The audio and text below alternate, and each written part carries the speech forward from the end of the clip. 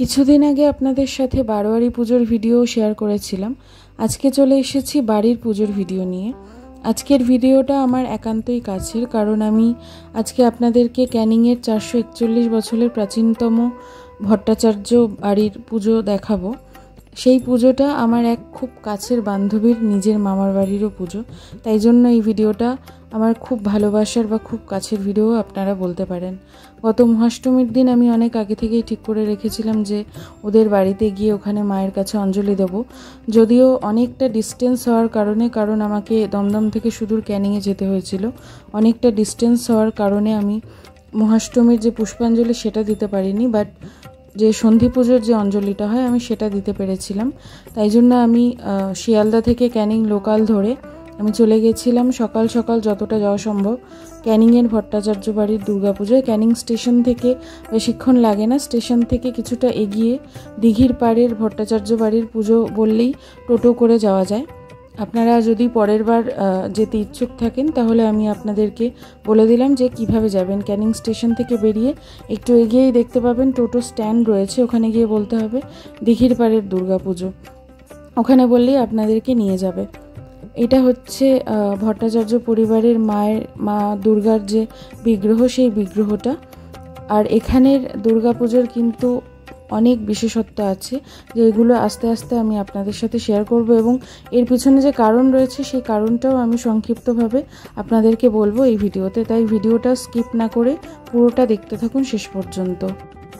আপনাদেরকে সমস্তটা বলার আগে, যার মামার বাড়ির পুজো, মানে যার সূত্র ধরে আমি এই বাড়ির পুজোর সঙ্গে পরিচিত হই আজ থেকে 2 বছর আগে, তার সাথে আলাপ করিয়ে নিই।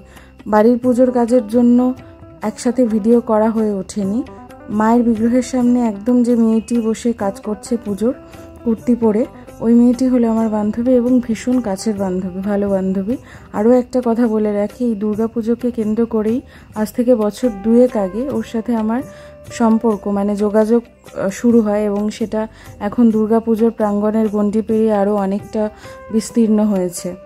যাই হোক, এবারে আসি মায়ের বিগ্রহের কথায়। অলরেডি আপনারা দেখতে পাচ্ছেন ভিডিওতে যে মা দুর্গার মুখমণ্ডলের যে বর্ণ সেটা কালো, এবং মায়ের গায়ের যে বর্ণ সেটা উজ্জ্বল তামাটে বর্ণের।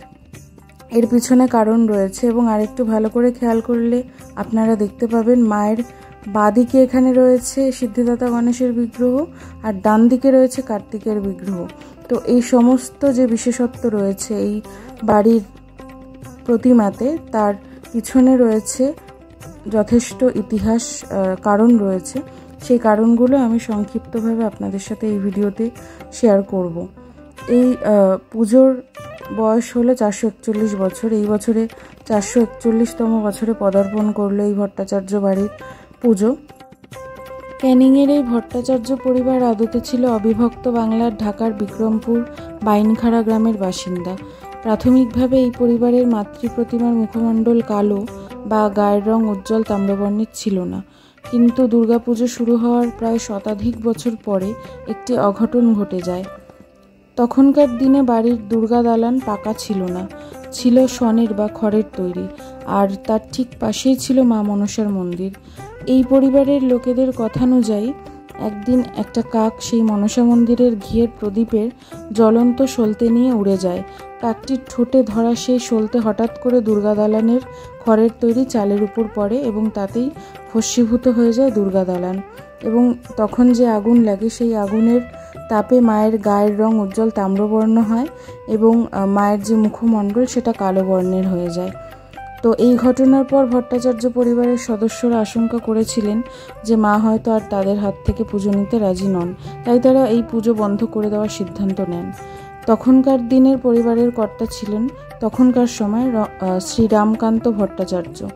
তিনি তখন স্বপ্নাদেশ পান যে দেবী দুর্গা তার স্বপ্নে এসে বলেন যে তার পুজো যেন বন্ধ না করা হয়, বরং এবার থেকে তিনি ওই রূপে, মানে যে মুখমণ্ডল কালো বর্ণের হয়েছে এবং শরীর তাম্রবর্ণের হয়েছে, সেই রূপেই তিনি পুজো নেবেন। এবং শুধু তাই নয়, যখন বিগ্রহগুলো সরানো হচ্ছিল ওই আগুন লেগে যাওয়ার সময়, তখন তাড়াহুড়ো করে সরানোর পরে যেই রকম অবস্থায় ছিল ঠিক সেরকম অবস্থাতেই যেন মাতৃমূর্তি, ওই একচালা পুরো মূর্তিগুলো তৈরি করা হয়।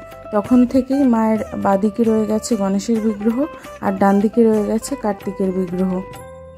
এই পুজোতে পূর্বে মহিষ এবং পাঠা বলি দেওয়ার প্রচলন ছিল, কিন্তু বর্তমানে সেই প্রচলন নেই। এর পরিবর্তে শত্রু বলি দেওয়ার একটা প্রথা রয়েছে এবং সন্ধি পুজোর সময় মায়ের সামনে চাল কুমড়ো বলিও দেওয়া হয়। এই বাড়ির নিজস্ব পুকুরেই বিসর্জনের পর প্রতিমার যে কাঠামো আছে সেই কাঠামোটা সংরক্ষণ করা হয়ে থাকে এবং সেই একই কাঠামোতে প্রতি বছর মা দশভুজাকে নতুন করে নির্মিত করা হয়ে থাকে। ক্যানিংয়ের ভট্টাচার্য পরিবারের মায়ের পুজো দেখতে প্রতি বছর দূর দূরান্ত থেকে প্রচুর মানুষ আসে, এবং স্থানীয় মানুষরা তো আসেনি মায়ের কাছে অঞ্জলি দিতে, প্রসাদ নিবেদন করতে, ভোগ প্রসাদ গ্রহণ করতে। তবে এছাড়াও প্রচুর মিডিয়া হাউসও প্রত্যেক বছর এসে থাকে এখানকার পুজোর নিউজ কভার করতে, বা ইউটিউবার প্রচুর অনেকে এসে থাকেন। আপনারা যদি একটু সার্চ করে দেখেন তাহলে আপনারা দেখতে পাবেন এই বাড়ির পুজো নিয়ে প্রচুর ভিডিও করা হয়েছে অলরেডি। তবে অবশ্যই আমি এইখানে মায়ের অঞ্জলি দিতে গেছি শুধুমাত্র ভিডিও করার তাগিদে নয়। ইনফ্যাক্ট আমি গেছিলাম মায়ের কাছে অঞ্জলি দিতে, তাই জন্য যতক্ষণ ওখানে ছিলাম তার মধ্যে কিছু কিছু মুহূর্ত আমি আপনাদের সামনে তুলে ধরেছি, সেরকমটাই বলা চলে। এই বাড়ির সন্ধি পুজোয়ও একটা নিয়ম আছে, সেটা হচ্ছে যে সাধারণত সন্ধি পুজোয় 108টা প্রদীপ এবং যে বড় আরতির যে দানি থাকে, প্রদীপ দানি, সেটা জ্বালানো হয়ে থাকে। সেটা ছাড়াও এখানে 108টা মোমবাতি জ্বালানোর নিয়ম আছে, যেটা এখানকার যে পরিবারের সমস্ত সবাই মিলে এই 108টা মোমবাতি জ্বালিয়ে থাকেন। এই যে মায়ের সামনে এখন দেখতে পাচ্ছেন যে বড় যে প্রদীপ দানিটা রয়েছে, সেই দানিটা কিছু মানুষ জ্বালাচ্ছে, আবার ডান দিকে রয়েছে সেই মোমবাতি জ্বালানোর জায়গা, সেখানেও বেশ কিছু সংখ্যক মানুষ মোমবাতি জ্বালাচ্ছে।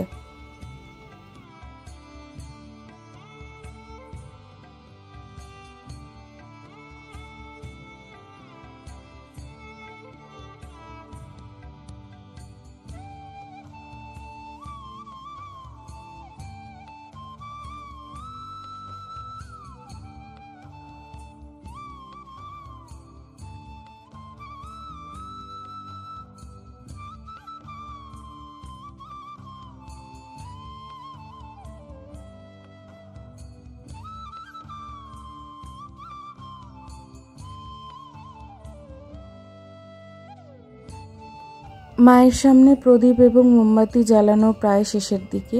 এর কিছুক্ষণ পরেই শুরু হবে সন্ধি পুজোর আরতি। আমি নিজে সন্ধি পুজোর অঞ্জলি দিয়েছিলাম বলে সেই সময়ের ভিডিও আর করা হয়ে ওঠেনি, তবে সন্ধি পুজোর আরতির কিছু অংশ আমি ভিডিও করে নিয়েছিলাম, যেটা আমি আপনাদের সাথে এই ভিডিওতে শেয়ার করে নেব।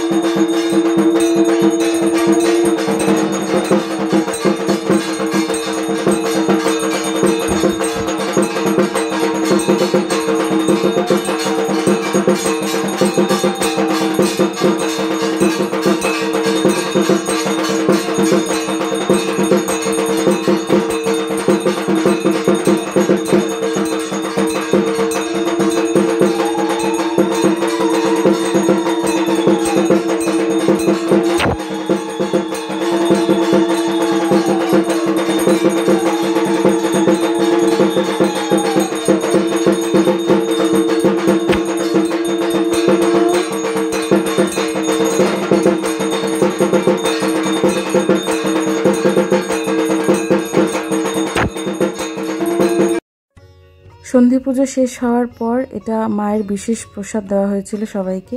এটার নাম হচ্ছে মুগের জ্বালা। কাঁচা মুগ ডাল, কাঁচা ছোলা এবং অনেক রকম ফল মিশিয়ে এটা তৈরি করা হয় এবং অবশ্যই খুব সুন্দর খেতে।